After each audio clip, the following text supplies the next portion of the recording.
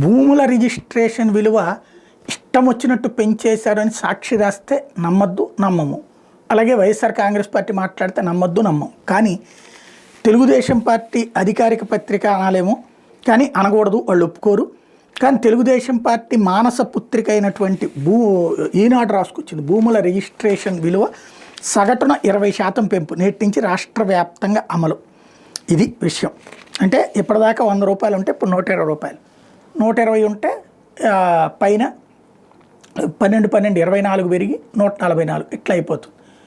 అంటే ఆ స్థాయిలో ఇక్కడ సమస్య ఏంటంటే భూముల ధరలు పెంచేస్తున్నాం, రిజిస్ట్రేషన్ ఛార్జీలు పెంచేస్తున్నాం. నిజంగా కొనేవాడు ఉన్నాడా? ఆంధ్రప్రదేశ్లో సమస్య ఏంటంటే చంద్రబాబు గారు వస్తారన్నాక ఒకసారి భూముల మీద ఆశ పెరిగింది, వచ్చాక విపరీతమైన ఆశ పెరిగిపోయింది. దాంతో కొనేవాడు ఎవడు లేదో, అందరూ అమ్మేవాళ్ళే. రేట్లు చెప్పమంటే మాత్రం 1 కోటి రూపాయలు చెప్తారు, 2 కోట్లు చెప్తారు.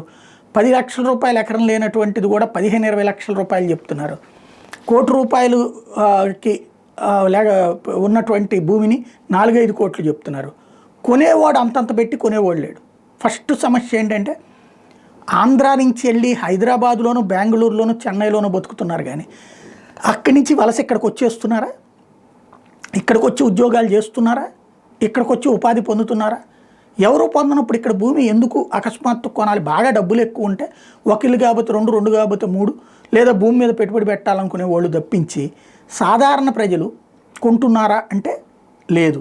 మరి ఎందుకు ధరలు పెరిగిపోతున్నాయి అంటే రిజిస్ట్రేషన్ వాల్యూలు పెంచడం వలన, ఇంకొకటి ఆశ వలన. ప్రస్తుతం ఆంధ్రప్రదేశ్కి ఇదొక బాధుడు అదనం అయ్యింది.